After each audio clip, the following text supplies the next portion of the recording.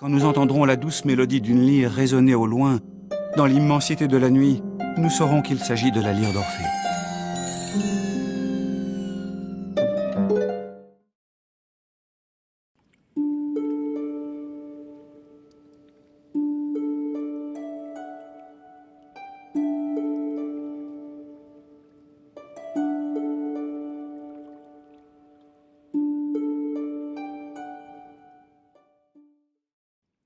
Salut tout le monde, c'est Orpheus, je vous souhaite la bienvenue sur ma chaîne YouTube pour une review aujourd'hui consacrée à l'arc de Poséidon avec en ligne de mire la Miklos classique d'Isaac de Kraken, le général Marinas, gardien du pilier de l'océan Arctique.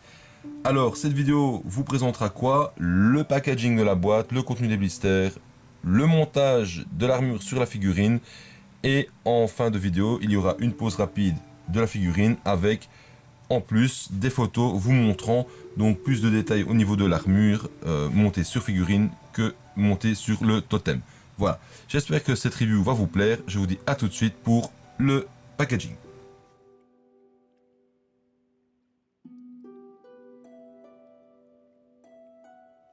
Alors, que dire au niveau de cette boîte? Tout simplement que c'est une boîte donc de Miklos classique, donc avec un format bien défini, qui est propre à quasiment toutes les Miklos classiques, à peut-être 2 détails près en fonction de certaines figurines.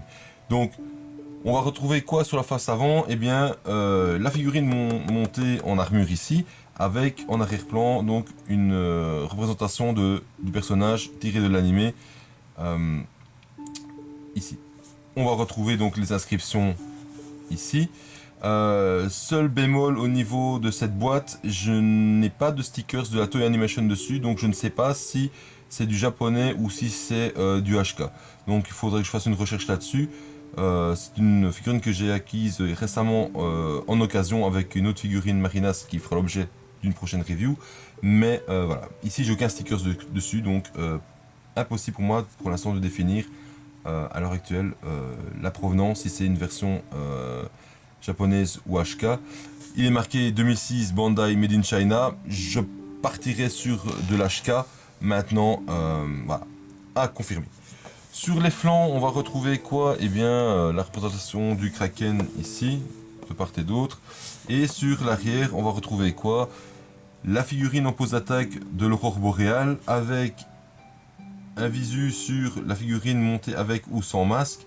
Et ici, un visu intégral de la figurine avec ici en bas à droite le totem montré aussi en visuel.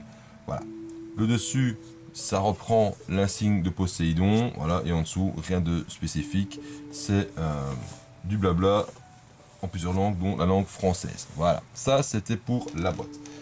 Au niveau du contenu, donc nous allons retrouver quoi? Tout d'abord une notice. Alors là où je me dis quand même que c'est assez spécial, c'est que dedans j'ai la notice en français, un peu comme la version française. Voilà, la version papier qu'on retrouve dans les versions françaises, Saint Seiya les Chevaliers du Zodiaque. Or, dans celle que j'ai au niveau française, j'en ai où il est marqué Saint Seiya. Donc je ne sais pas si la provenance elle est française ou pas. J'ai quand même un grand mystère à ce niveau-là. Voilà. Alors, est-ce que c'est quelque chose qui a été mis dedans par après, par l'acheteur? J'en sais rien du tout. Mais si quelqu'un peut me renseigner en commentaire la provenance de ma Miklos, ce serait pas mal. Voilà. Là, j'ai un doute quand même sur sa provenance, parce qu'en voyant ça, je me dis que peut-être ce serait une figurine française, en tout cas vendue par Bandai France. On a ici le petit sticker Kraken qui peut aller sur les socles.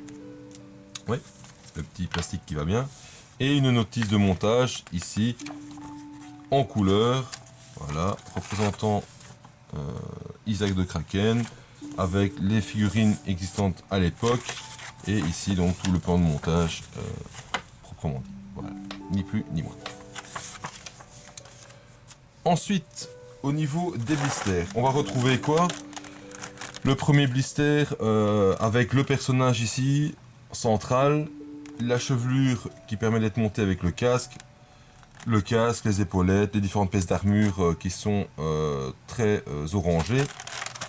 Et sur l'autre partie du blister, on va retrouver quoi? Eh bien, les autres pièces d'armure avec un deuxième visage ici, qui est le visage de Yoga, avec un bandeau blanc autour du cou. On a la petite pièce ici qui va sur totem représentant Poséidon. Alors si jamais il y en a un d'entre vous qui en aurait une en trop, ça m'intéresserait. Je suis à la recherche justement de cette petite pièce pour monter sur un socle au niveau d'un de mes marinas. Et on a le restant des pièces d'armure, le buste, la ceinture, etc., etc. Voilà. Le contenu de la boîte, des blisters. Il n'y a rien de plus à rajouter. Si ce n'est que maintenant on peut passer au montage proprement dit de la figurine. A tout de suite.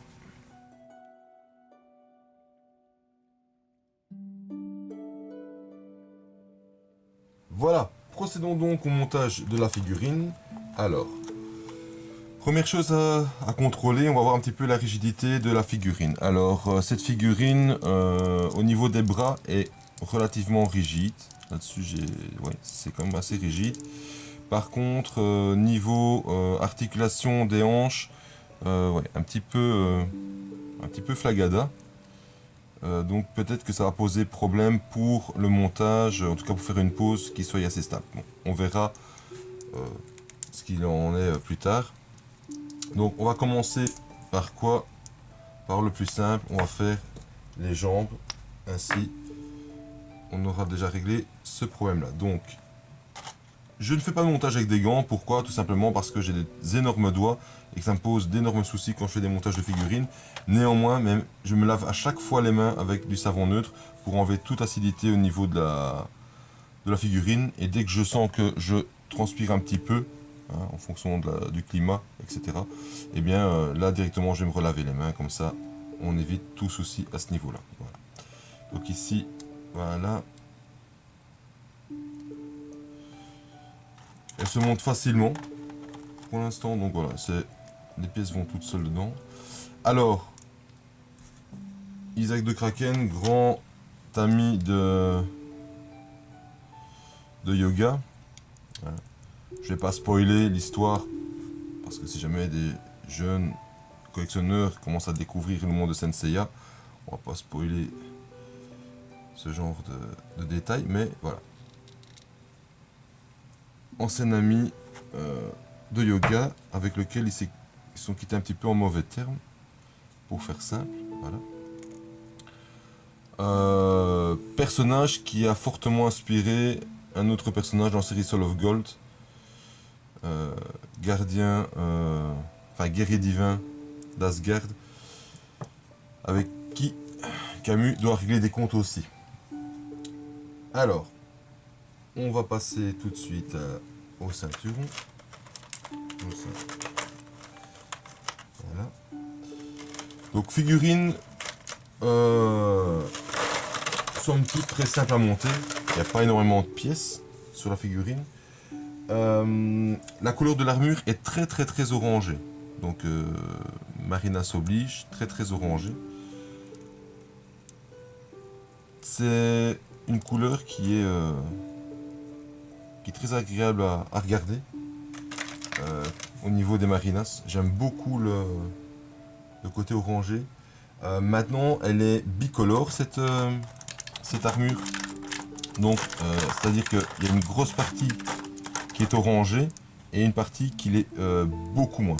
Donc, et c'est pas une question de plastique ou de métal, c'est juste qu'ils ont fait une bicolorisation au niveau de l'armure. Donc, ici, on peut voir que sur les jupes latérales, par exemple, voilà, sur les jupes latérales, et bien par exemple, c'est tout à fait de couleurs différentes par rapport au ceinturon et par rapport aux cuissardes et aux jambières. D'accord? Donc voilà, j'espère qu'on va bien le voir. Voilà. Donc c'est beaucoup moins orangé, c'est plus doré que le reste. Mais j'aime bien ce principe de bicouleur parce que ça permet justement de donner un beau cachet aux armures, que ce soit pas trop monotone au niveau de l'armure. Alors, ensuite, on va monter le buste. Donc vous voyez, c'est une figurine qui est très facile à monter. Je vais lui enlever sa tête par facilité. Ce sera bien plus simple, voilà. Donc, figurine qui est abordable, hein, en occasion. Ici, pour une trentaine d'euros, on peut arriver à l'avoir, parfois un petit peu moins. Donc, c'est pas une des figurines les plus chères de la collection Senseiya. Loin de là, c'est relativement accessible. Alors, oui, j'ai ce que je cherchais pour la ceinture. Hop, hop, hop. Donc très facile au niveau budget, enfin c'est l'avoir facilement au niveau du budget. C'est pas non plus exorbitant. Hop, comme ceci.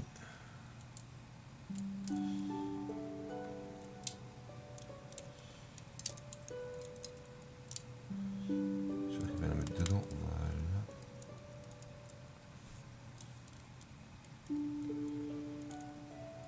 Alors, comme ceci. Voilà. Donc, c'est une des figurines ouais, les moins chères à trouver actuellement, avec d'autres. Hein, avec d'autres. Sorrento est accessible aussi. Chrysaor est accessible aussi, donc voilà. Moins cher que Poséidon en version classique. Poséidon version Héros est un peu plus cher. Fera l'objet d'une review prochainement aussi. La Héros.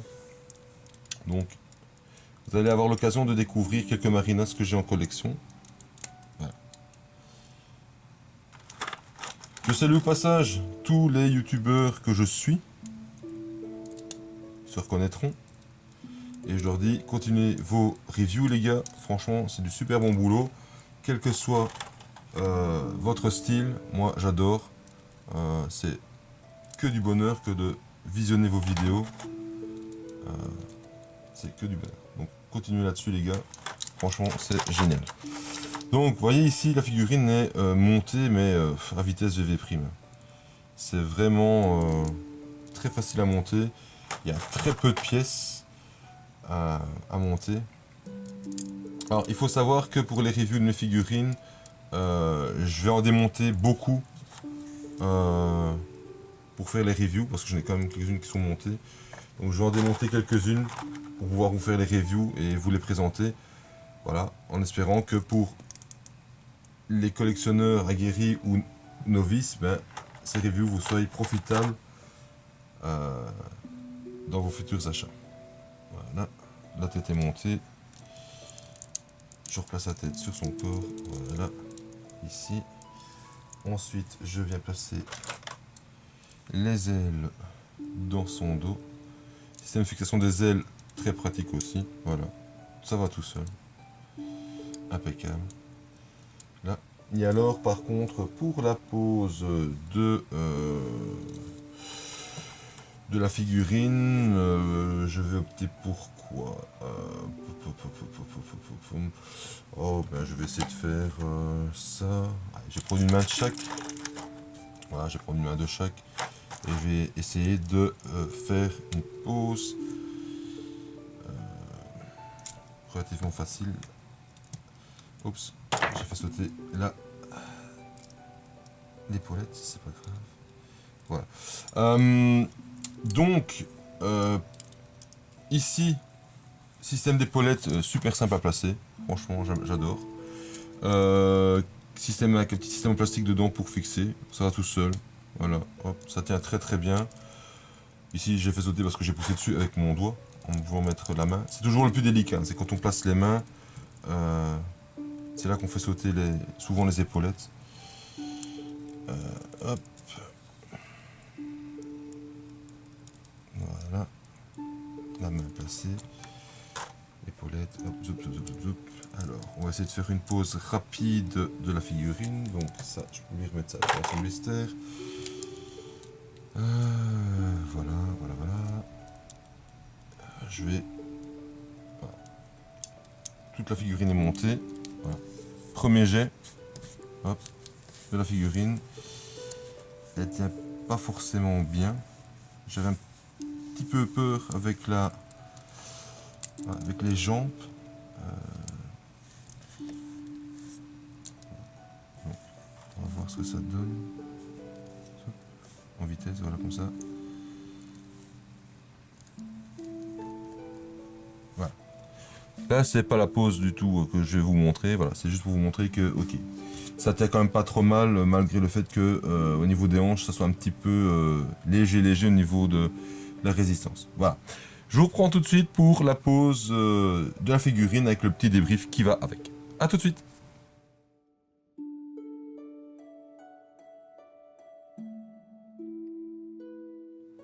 Voilà, on se retrouve donc pour la pose et le débrief de cette Miklos. Alors, je vais commencer par le côté esthétique de la figurine. Donc, comme je l'ai dit lors du montage, c'est une figurine qui est bicouleur avec en pièces dorées les épaulettes, ici les ailes, les plaques avant, arrière et latérales du ceinturon. Ça c'est doré. Le masque est doré également. Tout le restant au niveau de l'armure est de couleur orangée, couleur écaille. Donc au niveau visuel, ça donne quand même vachement bien. Ensuite, au niveau du montage proprement dit de la figurine, c'est plus facile que ça, il n'y a pas. Donc ça peut être donné à un enfant de 3 ans, c'est imagé bien sûr, ne donnez pas ça à un enfant de 3 ans, mais voilà, c'est très facile à monter. La notice ne sert vraiment pas à grand chose. Pourquoi? Parce qu'il y a très peu de pièces au niveau de l'armure et le système de fixation est très bien pensé, donc tout se met aisément et facilement sur la Miklos. Ensuite, au niveau de la pose, là par contre on a quand même un souci, c'est que j'ai quand même un petit peu dû chipoter pour faire la pose. Pourquoi? Parce que comme je l'ai dit lors du montage, la partie des hanches est assez souple et donc c'est un problème. Voilà, pour lui donner une pose, voilà, ça a tendance à se laisser aller un petit peu. Ici elle tient, c'est bien, elle est arrivée je pense pratiquement au bout de course au niveau des hanches. Elle arrive sur son point de résistance, mais en dehors de ça, c'est assez libre. Donc ça pose un petit peu souci quand même pour mettre des pauses. Soit disant passant, je suis en train de regarder un petit peu à gauche à droite comment faire pour régler ce problème de souplesse au niveau des articulations. Et si jamais j'arrive vraiment à trouver un bon système, j'en ferai part lors d'une review pour expliquer comment faire une rigidité un peu plus présente au niveau des articulations des hanches. C'est un problème qui est assez récurrent sur certaines figurines de chez Bandai. Cette souplesse au niveau des articulations de la hanche, et donc parfois pour les posings c'est pas toujours très top. Donc voilà. J'ai rien de plus à redire sur cette figurine si ce n'est que pour son prix actuellement mis en œuvre sur le marché de l'occasion, voilà, pour une trentaine d'euros vous savez l'avoir. Et elle en vaut vraiment le détour. Pourquoi? Parce qu'elle est simple à mettre en œuvre, elle est très belle et voilà, ça permet quand même de faire la collection des Marinas à un coût pas trop élevé. Je pense de mémoire que la plus élevée dans les généraux, ça doit être Yo de Silla. Je pense Tétis qui est pas toujours donné non plus. Tétis qui n'est pas un général mais qui fait partie aussi des Marinas. Poséidon, il faut compter une cinquantaine d'euros. La version Poséidon ROE est un peu plus chère. On la trouve parfois 80-90. 90 pour nos amis français. Donc voilà, les Marinas sont quand même au niveau de la collection Senseiya, je pense, avec les Chevaliers d'Or classiques, les figurines les plus abordables pour les collections. L'Arc Asgard est plus cher au niveau collection. Donc, et dans la partie Hades, l'arc Hades, pour certaines figurines, là ça devient aussi assez cher. Il y a des figurines qui se vendent quand même sur le marché d'occasion ou même en neuf à des prix assez élevés. Mais voilà, pour ceux qui veulent se lancer, en tout cas, en dehors des Chevaliers d'Or en Miklos classique, je vous conseille les Marinas. C'est très abordable au niveau du prix. Voilà. J'espère que cette review vous aura plu, qu'elle aura été profitable. Je vous dis à très bientôt pour une review qui sera consacrée à un autre Général Marinas de l'arc Poséidon. Voilà, je vous dis à très bientôt. Salut tout le monde, ciao ciao.